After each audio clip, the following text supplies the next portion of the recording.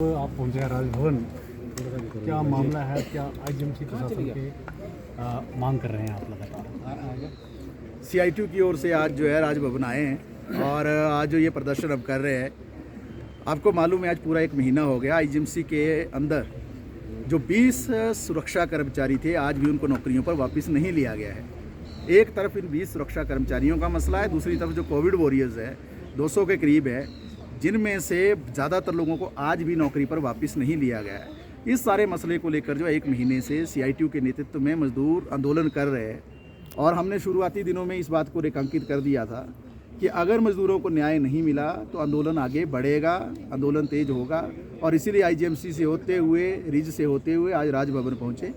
हम इसलिए यहाँ पर आए क्योंकि हमने इस सारे विषय को आईजीएमसी के प्रबंधन से भी उठाया, ठेकेदार से भी उठाया, हमने शिमला के DC और SP के माध्यम से भी इस मसले पर हस्तक्षेप करवाने की कोशिश की और सरकार की तरफ भी इसका ध्यान हमने आकर्षित किया। मुख्यमंत्री महोदय से भी हम मिले, लेकिन हमें न्याय नहीं मिला और इसीलिए आज जो राजभवन आए हैं, राज्यपाल महोदय से हमारी ये गुहार है, हम उनसे ये इल्तिजा कर रहे हैं, हमारी प्रार्थना है, हमारा एक विनम्र निवेदन है कि वो इसमें मसले में हस्तक्षेप करें। क्योंकि आईजीएमसी के अंदर सब कुछ ठीक नहीं चल रहा है। आईजीएमसी के अंदर जो राजनीति चल रही है, ये बड़ा दुर्भाग्यपूर्ण विषय है कि जहां मरीज जो अपना इलाज करवाने आता है, ज़िंदगी और मौत के बीच में जूझता है, वहां राजनीति का केंद्र बन गया है। पुराने और नए MS के बीच का जो टकराव था, उसका खामियाजा आज कर्मचारियों को भुगतना पड़ रहा है। और जो नई कंपनी भी आई सिक्योर गार्ड, ये नियमों को दरकिनार करके इसको लाया गया। हमने आपके बीच में वो डॉक्यूमेंट्स प्लेस किए थे। 70 नंबर जो इवैल्यूएशन के थे, जिसके आधार पर जो किसी को कंसीडर होना था ठेके के लिए, 70 में से 0 नंबर थे सिक्योर गार्ड के। फिर किस नियम के तहत जो है इनको ठेका दिया गया?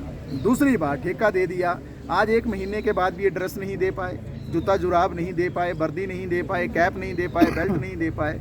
पेनल्टीज़ हैं ठेके के अंदर, वो एक पेनल्टी जो है वो आज उसको कैलकुलेट करेंगे तो आज 50 लाख रुपए से ज़्यादा पेनल्टी जो है फाइन बनता है। क्या वो कंपनी से लिया गया? क्यों नहीं लिया गया? क्योंकि ये कंपनी जो है नियमों को दरकिनार करके लाई गई, इसके पास साधन ही नहीं है। इस ठेके में ये भी बात स्पष्ट थी कि 2017 से पहले की कंपनी होनी चाहिए। ये कंपनी बनी ही 2020 के बाद। इसको किस तरह से ठेका मिला? इसका इनकम टैक्स रिटर्न कहाँ है?